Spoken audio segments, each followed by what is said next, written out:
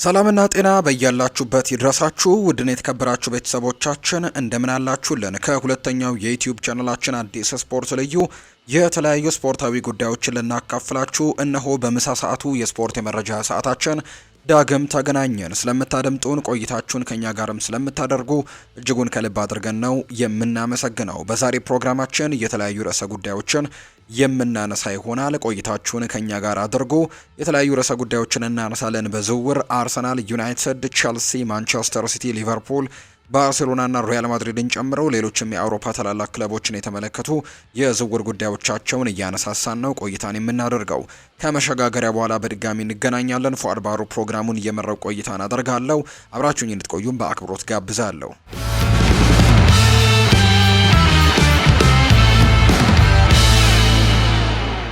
ወደ ቀዳሚው ጉዳያችን እናምራ። ሊሻርፕ የሉክ ሾውን ቆይታ እፈልገዋለሁ ብለዋል። የማንቸስተር ዩናይትድ ሌጀንድ ሊሻርፕ ሩበን አሞሪም ሉክ ሾውን በቡድን ውስጥ እንዲያስቀጥሉ ታሳሰበ። እንግሊዛዊው ኢንተርናሽናል በጥሩ ሁኔታ ላይ በሚገኝበት ጊዜ በዓለም ላይ ካሉ ምርጥ የግራ መስመር ተከላካዮች አንዱ እንደሆነም ነው ሊሻርፕ የሚናገረው። ሉክ ሾው ማንቸስተር ዩናይትድን ከሳውዝሃምፕተን የተቀላቀለው በ2014 በ37.5 ሚሊዮን ዩሮ ክፍያ ነው። ተከላካዩ ወደ ኦልድ ትራፎርድ ከተዘዋወረ በኋላ ሉክ ሾው በክለቡ ባሳለፈው ቆይታ ከቋሚ ጉዳቶች ችግሮቹ ጋር ሲታገል ቆይቷል። በማንቸስተር ዩናይትድ የ2024-25 የውድድር ዓመትም በሁሉም ውድድሮች 12 ጨዋታዎችን ብቻ ነው ማድረግ የቻለው። ሊሻርፕ ቃለ ምልልስ አድርጓል። ሉክ ሾው በጉዳት ስለተሰቃየ ያለውን ሐዘኔታ ገልጿል። ነገር ግን ተከላካዩ ከጉዳት ነፃ ከሆነ በከፍተኛ ደረጃ ለቡድኑ አስተዋጽኦ ማድረግ እንደሚችል እርግጠኛ እንደሆነ ነው የሚናገረው። ሊሻርፕ ሲናገር በሾው ላይ የሚነሳው ትችት አሳፋሪ ይመስለኛል። እኔ እንደማስበው ሉክ ሾው ምናልባትም በዓለም ላይ ካሉ ምርጥ የግራ መስመር ተከላካዮች አንደኛው ሊሆን ይችላል። በእውነቱ ከኳስ ጋር ጎበዝ ነው። ወደፊት መሄድም ይወዳል። ጨዋታዎችንም በደንብ ያነባል። ከኳስ ጋርም በጣም ጥሩ ነው። ባለፈው የውድድር ዘመን ያጋጠመው ጉዳት ስራውን አበላሽቶበታል። ቀጣይ የውድድር ዓመት ግን በተጫዋቹ በአሰልጣኙና በቡድኑ የሕክምና ክፍል ኃላፊዎች ላይ የተመካ ነው። ይህ ዓመት ለሉክ ሾውና በክለቡ በጣም አስቸጋሪ ሁኔታ ነበር። ቀጣይ ዓመት ግን ከጉዳት ነፃ ከሆነ የተሻለ ይሆናል። ሩበን አሞሪምም ሊጠቀምባቸው ከሚገቡ ተጫዋቾች መካከል አንደኛው ሉክ ሾው ነው ብሏል ሊሻርፕ ሲናገር። በብቃቱ መቆየት ከቻለ በክለቡ ውስጥም ማንም ከሱ የተሻለ የግራ መስመር ተከላካይ የለም። አሰልጣኙ ኳሱን ይዞ የሚጫወት ሰው ይፈልጋል። እኔ ደግሞ ሉክ ሾው ለክንፍ ሚና በጣም ተስማሚ ነው ብዬ አስባለሁ። ነገር ግን ሰውነቱ ይህንን መቋቋም ይችል እንደሆነ ግን አላውቅም ሲሉ ነው ሊሻርፕ የተናገሩት። የማንቸስተር ዩናይትድ የዝውውር ኢላማ 50 ሚሊዮን ዩሮ ሊያስወጣቸው ይችላል። ማንቸስተር ዩናይትዶች ከቅርብ ጊዜያት ወዲህ ከአታላንታው ግብ ጠባቂ ማርኮ ካራንሴቺ ጋርም ሲያያዝ ቆይቷል። አሁን ባወጣው መረጃ ግብ ጠባቂው 50 ሚሊዮን ዩሮ አካባቢ ሊለቅ ይችላል። አታላንታ የ24 ዓመቱን ጣሊያናዊ ግብ ጠባቂ ባይሸጥ ይመርጣል። ነገር ግን ትልቅ ጥያቄ ከመጣ ሀሳባቸውን ሊለውጡ እንደሚችሉ ነው የሚያሳዩ መረጃዎች እየወጡ የሚገኙት። ማንቸስተር ዩናይትድ ከሴሪኤው ክለብ ጋር ጥሩ ግንኙነት አለው። ማንቸስተር ዩናይትድ ከጥቂት ዓመታት ወዲህ ከአታላንታ ጋርም ጥሩ የዝውውር ግንኙነት አላቸው። እንደ አማድ ዲያሎ፣ ራስመስ ሆይለንድ ባሉ ተጫዋቾች ዝውውርም ተገናኝተዋል። በዚህ ክረምትም በኤደርሰን ላይ ቀደም ብሎ ግንኙነቶች ነበሩ። ዩናይትድ በዚህ ክረምት በግብ ጠባቂ ቦታ ላይ እንደ አማራጭ እንደ ካርነሴቺ ሊዞሩ ይችላሉ። ነገር ግን አንድሬ ኦናና ቢለቅ የአስተን ቪላው ኤሚሊያኖ ማርቲኔዝን እየተመለከቱት ነው። ካርኔሴቺ በአታላንታ ባደረገው ቆይታ አስደንቋል። እናም ለምን ዩናይትድ ካርኔሴቺን በኦናና ላይ እንደ ማሻሻያ ለማድረግ ሊመለከተው እንደቻለ መገመቱ ቀላል ነው። ኦናና ምንም እንኳን ቀደም ሲል በኢንተር ሚላን ቆይታው ትልቅ አቅም ያሳየ ቢመስልም በኦልድ ትራፎርድ ባሳለፈው ጊዜ ግን በጣም ተስፋ አስቆራጭ እንደነበር የምናስታውሰው ነው። የካሜሩኑ ዓለም አቀፍ የወደፊት እጣ ፈንታው ገና አልተፈታም። በዚህ የዝውውር መስኮት ውስጥም ስላለው ሁኔታ የተለያዩ ዘገባዎችም እየወጡበት ነው። የኦናና የወደፊት እጣ ፈንታ አጠራጣሪ ሊሆን ይችላል። ነገር ግን ግብ ጠባቂው ምርጫው በዩናይትድ መቆየት እንደሆነ ነው ዘገባዎቹ የሚያመለክቱት። ይሁን እንጂ በኦልድ ትራፎርድ ውስጥ ያሉ የተለያዩ ቁልፍ ሰዎችም በእርግጠኝነት በዚህ ቡድን ውስጥ ደካማ ተጫዋቾች አድርገው ስለሚመለከቱት የመልቀቅ ዕድሉ ከፍተኛ ነው ተብሎ ይታሰባል። ፋብሪዚዮ ሮማኖ ሊቨርፑል የፓሪስ ሳን ዠርሜኑን ተጫዋች ላይ ያላቸውን ፍላጎት አረጋገጠ። ቀደም ሲል የዝውውር ሪከርዳቸውን እንግዲህ ላፈረሱት የፕሪሚየር ሊጉ ሻምፒዮኖች አሁንም አዳዲስ ኢላማዎችን እየተመለከቱ እንደሆነ ዘሰን አስነብበዋል። ሊቨርፑል ለፓሪስ ሳን ዠርሜኑ የክንፍ መስመር ተጫዋች ብራድሊ ባርኮላ ትልቅ ፍላጎት እንዳለውና ለዝውውሩም ዝግጁ እንደሆነ ነው የተዘገበው። የ100 ሚሊዮን ፓውንድ የተገመተው ፈረንሳዊ በፓሪስ ቦታውንም ለማግኘት መቸገሩ ግልጽ ስለሆነ ቀያዮቹ ተጫዋቹን ለማግኘትም ተስፋ እንዳላቸው ተዘግቧል። ከቪቻ ክቫራትስኬሊያ፣ ዴሰሬ ዱዊና ኦስማን ዴምቤሌ በአሰልጣኝ ሉዊስ ኤንሪኬ ግንባር ቀደም ስለሆኑ ብራድሊ ባርኮላ ከክረምቱ ለመልቀቅም መዘጋጀቱ ነው እየተገለጸ የሚገኘው። ነገር ግን የዝውውር ኤክስፐርቱ ፋብሪዚዮ ሮማኖ እንዳለው ከሆነ ብራድሊ ባርኮላ በዚህ ክረምት ሊቨርፑልን አይቀላቀልም፣ ሌላ ክለብንም አይቀላቀልም ብሏል። ፋብሪዚዮ ሮማኖ በኤክስ ገጹ ላይ ሲናገር ፓሪስ ሰን ዠርሜን ብራድሊ ባርኮላን በዚህ ክረምት እንዲለቅም የመፍቀድ እቅድ የላቸውም። አመራሩና ሉዊስ ኤንሪኬ ለቀጣዩ የውድድር ዘመን በቡድኑ አካል በመሆንም ከባርኮላ ጋር እቅድም አውጥተዋል። ባለፉት ሳምንታት ተጫዋቹ ከተለያዩ ክለቦች ጋር ስሙ ሲያያዝ ነበር። አሁን ላይ ግን መልቀቁ የማይታሰብ እንደሆነ የክለቡ ኃላፊዎች አሳውቀዋል ነው የተባለው። ባርኮላ እንደማይሸጥ በመመረጡ በሊቨርፑል እንግዲህ ለመምጣትም ስሙ ከባድ እንደሚሆን ነው የሚናገረው። ከመውጣት ጋር የተያዙ ሁለት ተጫዋቾች ለማቆየት ይሞክራሉ። ሉዊስ ዲያዝን እንዲሁ ደግሞ ኒኮ ዊሊያምስን ማስፈረም ካልቻሉ ከባርሴሎና ጋር መገናኘቱ ይቀጥላል። ሉዊስ ዲያዝም ኮሎምቢያዊው የአልናስርም የኢላማ እንደሆነ እየተገለጸ ይገኛል። ባየር ሚኒክም አዲስ የግራ መስመር ተጫዋች ሲፈልግ ፊቱን ያደረገው ሉዊስ ዲያዝ ላይ ነው። የሚገርመው የባየር ሚኒክ ቁጥር 1 ኢላማ የሆነው ኒኮ ዊሊያምስ ባርሴሎናን ለመቀላቀል የተዘጋጀ ይመስላል። በባርሳና በዊሊያምስ መካከል የግል ውሎች የተጠናቀቁ ሲሆን ዝውውሩ ከተጠናቀቀ ባየር ሚኒክ ትኩረቱን ወደ አንፊልዱ ኮከብ ሉዊስ ዲያዝ ሊያዞር ይችላል። ሉዊስ ዲያዝና ኮዲ ጋክፖ በሙኒክ በጣም ይወደዳሉ። ነገር ግን ሊቨርፑል ለሁለቱም ተጫዋቾች ብቁ የሆነን ተተኪ ተጫዋች ማስፈረም ካልቻሉ የአርኔ ስሎት ቡድን ከዲያዝ ወይም ጋክፖ ጋር አይለያዩም ተብሎ ነው የሚጠበቀው። ሪያል ማድሪድ በከፍተኛ ደረጃ የተገመተውን የሴሪኤ ኮከብ ለማስፈረም ፍላጎት እንዳለው ተዘግቧል። ሎስ ብላንኮዎቹ በክረምቱ ለዲን ሃውችሰን 50 ሚሊዮን ፓውንድ አውጥተዋል። ነገር ግን ሻቪ አሎንዞ አሁንም በመጪዎቹ ሳምንታት ሌላ አዲስ የመሃል ተከላካይ ማስፈረም ይፈልጋል። ሻቪ አሎንዞ ከዲን ሃውችሰን በተጨማሪ ዝውውርን በማድረግ ፉክክሩን መጨመር ይፈልጋል። አይደር ሚሊታው፣ አንቶኒ ሩዲገር እና ዳቪድ አላባ ለጉዳት ቅርብ ናቸው። እንዲሁም ራኡል አሴንሲዮ ልምድ የለውም።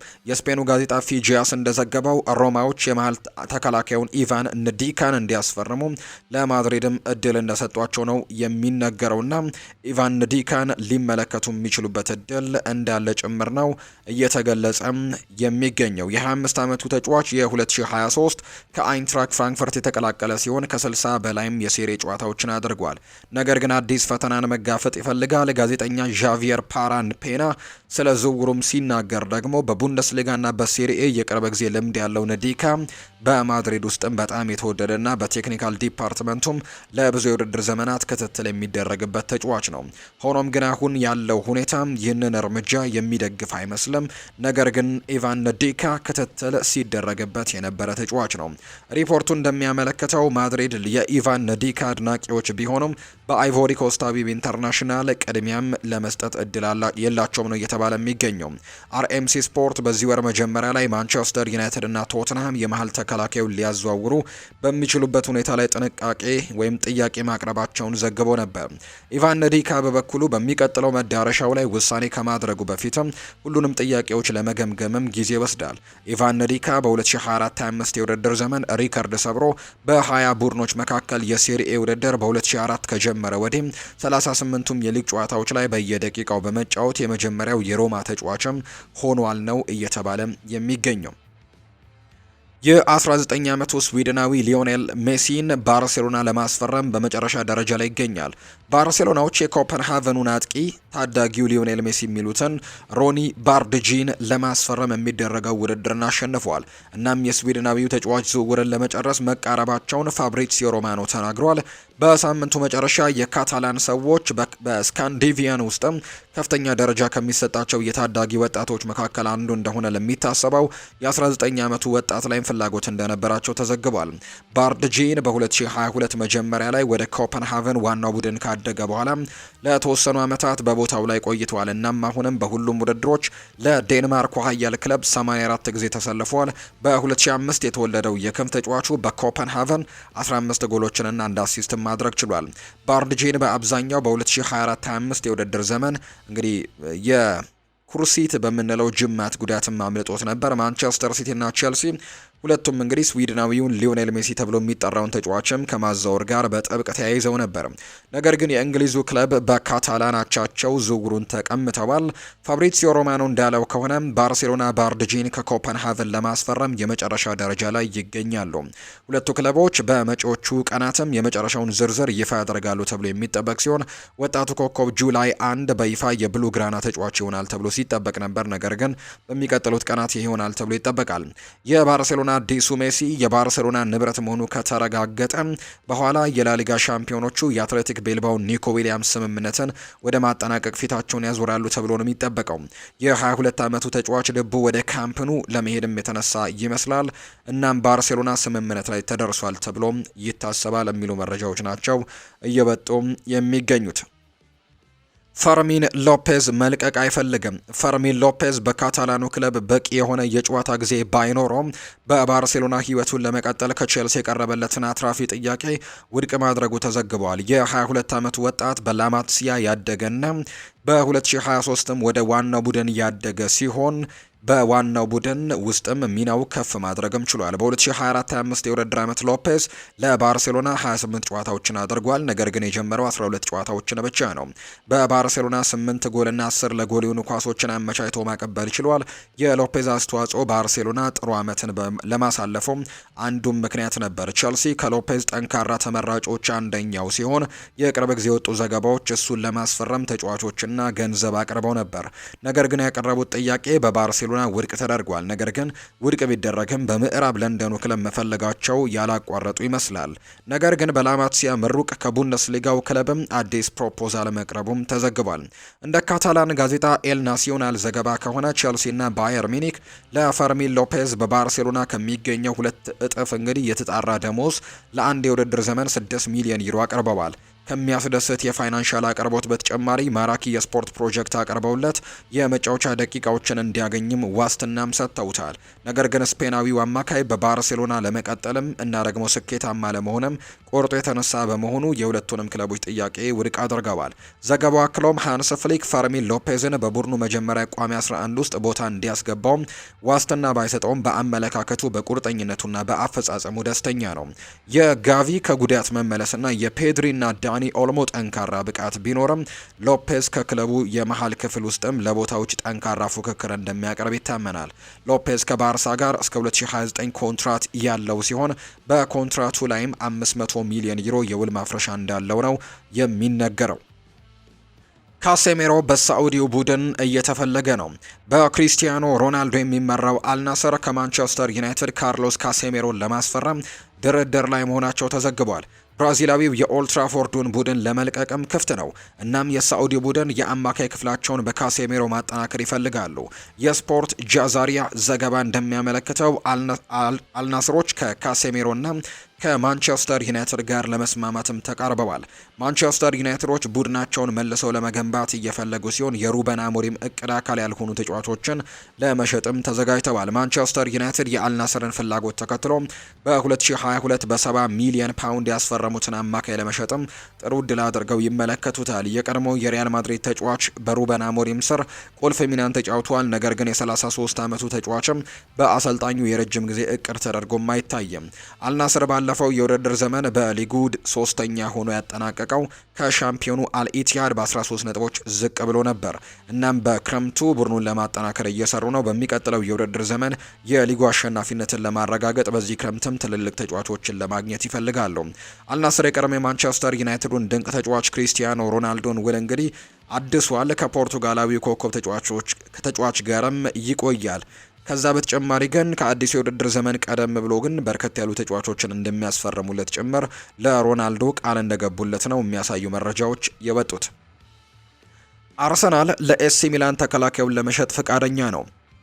አርሰናል በክረምቱ ለሴሪኤው ኃያል ክለብ ኤሲ ሚላን ኦሌክዛንደር ዚንቼንኮን ለመሸጥ ተዘጋጅተዋል። የጣሊያኑ ጋዜጣ ኮሪዮር ዴሎ ስፖርት እንደዘገበው ሚላን የዩክሬኑን ኢንተርናሽናል ኮከብ ለግራ መስመር ተከላካዩ ቲዮ ሄርናንዴዝ ምትክ ሊሆን እንደሚችልም ለይተውታል። ቲዮ ሄርናንዴዝ የሳውዲ አረቢያውን አልሂላልን ለመቀላቀል መቃረቡን ዘገባው ይገልጻል። ይህም ለሮሰነሪዎቹ ትልቅ ራስ ምታት ይሆናል። ፈረንሳዊው ኢንተርናሽናል ለዓለም እግር ኳስ ውስጥም እጅግ እንግዲህ አሉ ከሚባሉ ምርጥም የግራ መስመር ተከላካዮች አንዱ ነው ተብሎ የሚታሰብ ሲሆን ከቅርብ ዓመታት ወዲህም ለኤሲ ሚላን ወሳኝ ተጫዋች እንደሆነ እየተገለጸ ነው። እንደ ኮሪዮር ዴሎ ስፖርት ዘገባ ሚላን የቀድሞው የአትሌቲኮ ማድሪድ እና የሪያል ማድሪድ የግራ መስመር ተከላካይን ለመተካትም ሲፈልጉ ሁለት ተጫዋቾችን ኢላማ አድርገዋል። የአርሰናሉ ኮከብ ኦሌክዛንደር ዚንቼንኮ ቀዳሚ ኢላማቸው ሲሆን የክለብ ብሩዥ ማክሲም ዲኮፓየር ሌላኛው አማራጭ ነው። ዚንቼንኮ በመጨረሻው የውድድር ዘመን በሚኬል አርቴታ ቡድን ውስጥም እንዲሁ ደግሞ ቦታ እንደሚፈልጉ ነው እየተገለጸ የሚገኘው። ዚንቼንኮ በመጨረሻው የውድድር ዓመት ነው እንግዲህ በአርቴታ ቡድን ውስጥ ቦታ እንዳጣ የሚነገረው። በአጠቃላይ 789 ደቂቃዎችን ብቻ ነው የተጫወተው። የቀድሞ የማንቸስተር ሲቲ ኮከብ በዚህ ክረምት ኤምሬትስን ለመልቀቅም መዘጋጀቱ ተነግሯል። አርሰናሎችም ለመሸጥ ፍቃደኞች ናቸው። የ28 ዓመቱ ተጫዋች አርሰናልን የተቀላቀለው በ2022 ከማንቸስተር ሲቲ በ82 ሚሊዮን ፓውንድ ውል ነው። በሚኬል አርቴታ ቡድን እስካሁን 92 ጨዋታዎችን አድርጎ 3 ደግሞ ግቦችን አስቆጥሮ 5 ለጎል የሆኑ ኳሶችን አመቻችቶ ማቀበል ችሏል። ኤሲ ሚላን ለኦሌክዛንደር ዚንቼንኮ ፊርማ 20 ሚሊዮን ዩሮ መክፈል ይኖርበታል ተብሏል። ሆኖም ግን ሮሰናሪዎቹ የዝውውር ክፍያውን ለመክፈል ሲቸገሩ እንደሚችሉ ይገምታሉ። ስለሆነም አርሰናሎች ዚንቼንኮን ለመልቀቅ ሲሉ ዋጋውን ሊቀንሱ እንደሚገደዱ ነው ዘገባው እያመለከተ የሚገኘው። ዌስትሃም በዚህ ክረምት አርጀንቲናዊውን አጥቂ ለማስፈረም በሚያደርጉት ጥረት ትልቅ ድጋፍም አግኝተዋል። ዌስትሃም ዩናይትዶች አርጀንቲናዊውን አጥቂ ኒኮላስ ጎንዛሌዝን ከጣሊያኑ ክለብ ዩቬንቱስ ለማስፈረም ፍላጎት አላቸው። ካልቺዮ መርካቶ እንደዘገበው የጣሊያኑ ቡድን አሁን ላይ የ27 ዓመቱን አጥቂ በዚህ ክረምት ለመሸጥም ተዘጋጅተዋል። እናም ከዝውውሩ ከ26 እስከ 27 ሚሊዮን ዩሮ ክፍያም ይፈልጋሉ። የተጠየቀው ዋጋ ጥራትና ልምድ ላለው ተጫዋችም ምክንያታዊ ይመስላል። ስምምነቱን መጨረስ ከቻሉ ለዌስትሃም ዩናይትድም ጥሩ ይሆናል። አሁን ላይ ኒኮላስ ጎንዛሌዝ ጥሩ አማራጭ ይሆናል። በሁለቱም የአጥቂ መስመሮች መጫወት መቻሉ ለዌስትሃም ዩናይትድም ትልቅ ጭማሪ ነው። እንግዲህ ዌስትሃም ዩናይትዶች በመጨረሻው ሶስተኛው የሜዳ ክፍል ላይ ተጨማሪ ጥራት ያስፈልጋቸዋል ተብሎ እንደሚታሰብ ነው ዘገባዎች የሚያሳዩት። እናም ደግሞ ደቡብ አሜሪካውያን ማስፈረም ከቻሉ ጥሩ ጭማሪ ሆነላቸዋል። ዌስትሃሞች የተጠየቁትን ዋጋ ለመክፈልም የሚያስችል አቅም አላቸው። እናም ተጫዋቹን ወደ እንግሊዝ እግር ኳስ ለመሄድም ሀሳብም ሊስብ ይችላል ተብሎ ነው የሚታሰበው። ከዚህ ቀደም ወደ ቼልሲ ሊዘዋወር እንደሚችል ሲነገር ቆይቷል። ኒውካስል ዩናይትድም ከጥቂት ዓመታት በፊት ወኪሎቹን አነጋግሮ ነበር። አሁን ግን ማረፊያ ዌስትሃም ዩናይትድ ሊሆን ይችላል። መዶሻዎቹም ባለፈው የውድድር ዘመን በጣም ተስፋ አስቆራጭ ዓመት ነበር እያለፉት። እናም በጠንካራ ሁኔታ ለመመለስም ይፈልጋሉ። ዌስትሃም በሚቀጥለው የውድድር ዓመት ጥሩ ለመስራትም ጥራት ያላቸው ተጫዋቾችን ይፈልጋሉ። ጎንዛሌዝ በፕሪሚየር ሊጉ ጥሩ ውጤት የሚያስገኝላቸው ቴክኒካል ባህሪ ያለው እናም በእንግሊዝ እግር ኳስም ልንመለከተው ቀርበናል። የፕሪሚየር ሊግ ተቀናቃኙ ብሬንትፈርድም ተጫዋቹን ይፈልጉታል። ዌስትሃም ውድድሩን በማሸነፍ ፊርማውን ማረጋገጥም ይችል እንደሆነ ወደፊት የሚታይ ይሆናል። የ27 ዓመቱ አጥቂ ባለፈው የውድድር ዓመት 5 ጎሎችን አስቆጥሮ 4 ለጎል የሆኑ ኳሶችን አመቻችቶ ማቀበል ችሏል። ጎንዛሌዝ በመጨረሻው ሶስተኛው የሜዳ ክፍል ውስጥም ፈጠራን ይጨምራል ተብሎ ነው የሚታሰበው። ቸልሲዎች የ22 ዓመቱን የፕሪሚየር ሊግ ተጫዋች ለማስፈረም ይፈልጋሉ። ቸልሲዎች የቦርንመዙን ተከላካይ ኢሊያ ዛባርኒን ለማስፈረም ከዝውውር ጋር ተያይዘዋል። የ22 ዓመቱ ተጫዋች ባለፈው የውድድር ዘመን በፕሪሚየር ሊጉ ጥሩ እንቅስቃሴን ያደረጉ ሲሆን የቸልሲ፣ ኒውካስል ዩናይትድ እና ፓሪስ ሰን ዠርሜንንም ቀልብ ስበዋል። ዩክሬናዊው ተከላካይ ልቡ ወደ ቻምፒየንስ ሊግ አሸናፊው ለመዘዋወር ያሰብ ይመስላል። ነገር ግን እንደ ቸልሲና ኒውካስል ዩናይትድ ያሉ ቡድኖች በቅርብ ጊዜ ውስጥም ስለሱ ጠይቀዋል። ግሬም ቤሊ ለቲቢአር ፉትቦል እንደተናገረው ከሆነ ስሙ ከፓሪስ ሰን ዠርሜን ጋር ከተነሳ በኋላ ባለፉት ጥቂት ሳምንታት ውስጥም ቸልሲና ኒውካስል እንደገና ግንኙነት ማድረግ ችለዋል። ነገር ግን ፓሪስ ሰን ዠርሜን ብቻ እንደሚፈልገው ስንሰማም ነበር። ቸልሲዎች በዚህ ክረምት ጥራት ያለው የመሃል ተከላካይ ይፈልጋሉና የ22 ዓመቱ ተጫዋችም ምርጥ ግዢ ሊሆን ይችላል። በፕሪሚየር ሊጉ ብቃቱን አሳይቷል። እናም የቦርንመዙ አሰልጣኝ አንዶኒ ኢራኦላ በቅርቡ ትልቅ ተጫዋች እንደሆነም ገልጾታል። ስፔናዊው አለቃ ዩክሬናዊው ጥሩ አመለካከትና እንዳለው ነው የተነገረው። በቼልሲ የተከላካይ ክፍል ውስጥ ጥሩ ተጫዋች እንደሚሆን ምንም ጥርጥር የለውም። ሰማያዊዎቹ ባለፉት የውድድር ዘመናት ከኋላ በኩል ለማጥቃት እንግዲህ የተጋለጡ ይመስሉ ነበር። አሁን ላይ ባሉት አንዳንድ አማራጮች ላይ ማሻሻያዎችን ማምጣትም ይፈልጋሉ። እናም አሁን ወደ ሌሎች ኢላማዎችም መሄዳቸው እርግጥ እንደሆነ እየተነገረ ነው። ተከላካዩ ወደ ፓሪስ ሰን ዠርሜን ለመዘዋወር ፍላጎት አለው። የፈረንሳዩ ሻምፒዮኖችም አሁን ላይ እንግዲህ ለስምምነቱን በፍጥነት ለማከናወንም ተስፋም እያደርጋሉ። ሌላኛው የፕሪሚየር ሊጉ ቡድን ኒውካስልም ፈላጊ ሆኖ ቀጥሏል። ይህ በእንዲህ እንዳለ ኒውካስል ዩናይትድ ተጫዋቹን ይፈልጉታል። ለሴቨን ቦትማን አስተማማኝ አጋርም ያስፈልጋቸዋል። በሚቀጥለው ዓመት የቻምፒየንስ ሊግም ይወዳደራሉ። እናም ከኋላ ማጠናከርም አለባቸው። ቸልሲ በሚቀጥለው ዓመት ለትልልቅ ዋንጫዎች እንደሚፋለሙ ተስፋ ያደርጋል። ጥሩ ብቃት ያለው ቡድንም አሏቸው። ነገር ግን ከትልልቅ ክለቦች ጋር መፎካከር ከፈለጉ የተወሰኑ ክፍተቶችን ማስተካከል አለባቸው። እንደዛ ባርኒ ያለ ሰው ደግሞ ለቡድኑ ትልቅ ጭማሪም እንደሚሆን ግልጽ ነው ይላሉ ዘገባዎቹ። ቶትንሃም የሚፈልጉትን ተጫዋች ለማግኘትም ማበረታቻ አግኝተዋል። ቶትንሃም ሆትስፐርሶች የቅርብ ወራት ውስጥም የክሪስታል ፓላሱን የአጥቂ አማካይ ኤብሪቼ ኢዜን ለማስፈረም ሲፈልጉ ቆይተዋል። ተጫዋቹ በኮንትራት ውስጥም 68 ሚሊዮን ፓውንድ የውል ማፍረሻ ያለው ሲሆን እናም ይህንን ለማስፈረም ለሚፈልግ ክለብም ነገሮችን ያወሳስበዋል። ሆኖም ክሪስታል ፓላስ በዚህ ክረምት እንቅስቃሴውን ለማመቻቸት መሸጫ ዋጋውን ለመቀነስም ክፍት ናቸው። ለተጫዋቹ በከፊል ክፍያዎችን ለመቀነስ ፍቃደኛ ይሆናሉ። እንደ ቲቢአር ፉትቦል ዘገባ ከሆነ ክሪስታል ፓላስ ከለጠፉበት ዋጋ በእጅጉ ቀንሰው ለመልቀቅም ፈቃደኞች ናቸው። ቶትናም ተጫዋቹን ለማስፈረም ጥያቄ ለማቅረብ እየተዘጋጁ ባሉበት ሰዓት ግን አርሰናል ይህንን ዝውውር ለማስፈረም ወይም ለመጨረስ በጣም በትልቁ እየተንቀሳቀሰ ነው። አስተን ቪላም ተጫዋቹን እየተከታተለው ነው። ነገር ግን ቶትንሃም አሁን ላይ ሁሉም ክለቦች ቀድሞ ይህንን ተጫዋች የማስፈረም ትልቅ እድል ነበረው። ነገር ግን በአርሰናል ሳይቀደም እንዳልቀረ የሚያሳዩ ሪፖርቶችን እየወጡ ነው። የእንግሊዙ ኢንተርናሽናል ለቶትናም ምርጥ ግዢ ይሆን ነበር። ተጫዋቹ ባለፈው ሲዝን 14 ጎሎችን ማስቆጠር ሲችል በክሪስታል ፓላስም ድንቅ ብቃትን አሳይቷል። እንዲሁም 11 አሲስቶችንም አድርጓል። ኤዜ በፈጠራና በቴክኒካል ችሎታው ቶትንሃምን በመጨረሻው ሶስተኛው የሜዳ ክፍል ላይ ሊያግዘው የሚችል አይነት ተጫዋች ነው። የ26 ዓመቱ ተጫዋች በስራው ውስጥም ቀጣዩን እርምጃ ለመውሰድና በከፍተኛ ደረጃ ለመወዳደር ይፈልጋል። ቶትንሃም ቻምፒየንስ ሊግ እግር ኳስንም ሊያቀርብለት ይችላል። ባለፈው የውድድር ዘመን ዩሮፓ ሊግ ዋንጫን ማንሳት ችለዋል። እናም ደግሞ ለተጫዋቾችም ማራኪ መዳረሻ ይሆናሉ። ሁለቱ ክለቦች በሚቀጥሉት ሳምንታት ስምምነት ላይ ለመድረስም ግንኙነት ይጀምራሉ ተብሎ ነው የሚጠበቀው። የማንቸስተር ሲቲው ተከላካይ በኤቨርተን ቢፈለግም መልቀቅን ግን አልፈለገም። ጆን ስቶንስ ለረጅም ጊዜ ጉዳት በደረሰበት ወቅትም ከባድ ጊዜያትን ቢያሳለፍም በማንቸስተር ሲቲ መቆየት እንደሚፈልግ በማረጋገጥ ስለወደፊቱ የሚነሱትን ግምቶችም ዝቅ አድርገዋል። የ31 ዓመቱ ተጫዋች በ2024/25 የውድድር ዘመን በሁሉም ውድድሮች 33 ጨዋታዎች ያመለጡት ሲሆን የተጫወተው ለ1134 ደቂቃዎች ብቻ ነው። ጆን ስቶንስ በየካቲት ወር ለሲቲ የመጨረሻ ጨዋታውን የተጫወተ ሲሆን በቻምፒየንስ ሊግ ጥሎ ማለፍ ሁለተኛ ዙር ጨዋታ በሪያል ማድሪድ ሽንፈት ሲያስተናግዱ 8 ደቂቃዎችን ብቻ ተጫውቶ በጭን ጉዳት ምክንያት ከሜዳ መውጣቱም ይታወሳል። እንግሊዛዊው ኢንተርናሽናል ባለፉት ሁለት የውድድር ዘመናትም በእግር በዳሌና በጭኑ ላይ ተደጋጋሚ ጉዳቶች ገጥመውት የነበረ ሲሆን ያለፉትን 9 ዓመታት በማንቸስተር ሲቲ ያሳለፈ ሲሆን በእነዚህ ጊዜያት ከ2016-17 የመጀመሪያ የውድድር ዘመን ካመለጠው 23 ጨዋታዎች በላይ በዚህ ዓመት ብዙ ጨዋታዎች አምልጠውታል። ፔፕ ጓርዲዮላ በቅርቡ በቡድን ውስጥ እንግዲህ ትርፍ ተጫዋቾችን መያዝ እንደማይፈልግ ደጋግሞ ተናግሮ ነበር። አሁን ያለውን የመጀመሪያ ቡድን ስብስብ መጠንን መቀነስ እንደሚፈልግም ጠቁሞ የነበረ ሲሆን ይህም ደግሞ በቅርቡ በኢቲሃድ ስቴዲየም የኮንትራት ውሉን ወደ መጨረሻው ዓመት የሚገባውን ስቶንሰን ጨምሮ ስለ አንዳንድ የሲቲ ኮከቦች ወደፊት ዕጣ ፈንታ ላይም ጥርጣሬን እንዳስከሰተም የሚነገር ነው። በዚህ ወር መጀመሪያ ላይ የጆን ስቶንስ የቀድሞ ክለብ ኤቨርተን ከአዲሱ የውድድር ዘመን በፊትም የመሃል ተከላካዩን በድጋሚ ማስፈረም ፍላጎት ማሳየቱ ተዘግቧል። ነገር ግን በዚህ ክረምት ተጫዋቹን መልቀቅ እንደማይፈልግ ነው ያረጋገጠው። ጆን ስቶንስ ለቆይታው ለጋዜጠኞች እንዲህ ብሏል። በሲቲ መቆየት ፈልጋለሁ። እዚህ የመጣሁት ቡድኑን ለመርዳት ነው።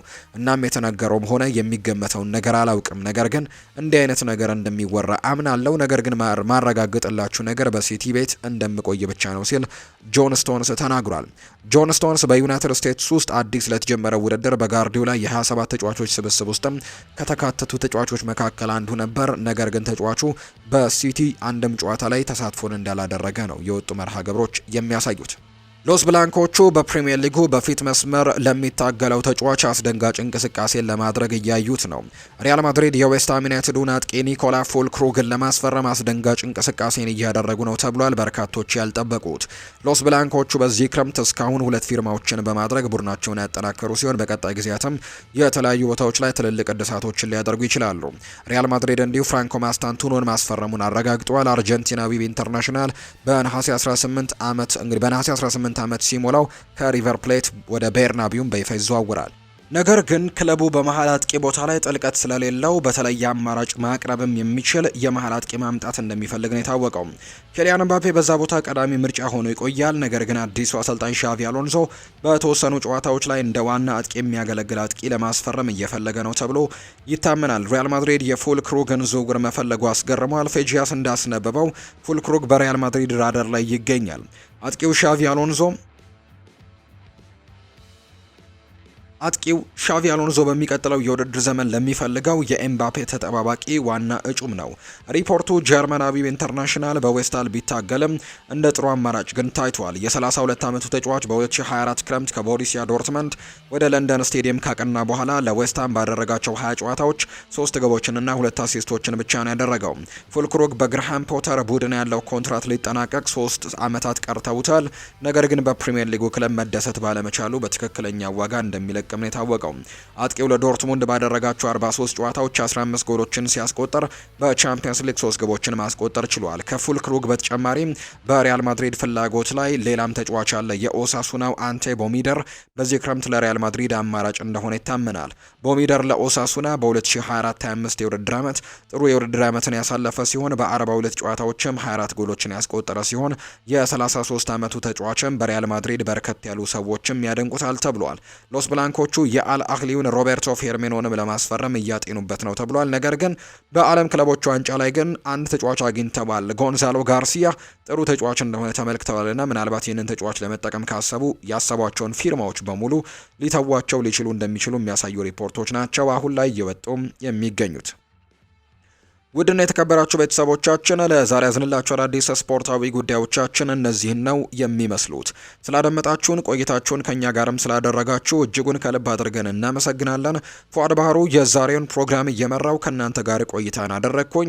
እናንተም ቪዲዮአችንን ላይክ፣ ቻናላችንን ሰብስክራይብ እያደረጋችሁ ቆይታችሁን ከኛ ጋር ያደረጋችሁ በሙሉ ላቅ ያለ ምስጋናችንን ማቅረብ እንወዳለን። ፉአድ ባህሩ ፕሮግራሙን እየመራው ከእናንተ ጋር ቆየሁኝ። በቀጣይ ሌሎች ርዕሰ ጉዳዮችን ይዘን ዳግም ተመልሰን የምንገናኝ ይሆናል። መልካም ጊዜ መልካም ቀን እንዲሆንላችሁም ነው በአክብሮት የምመኘው።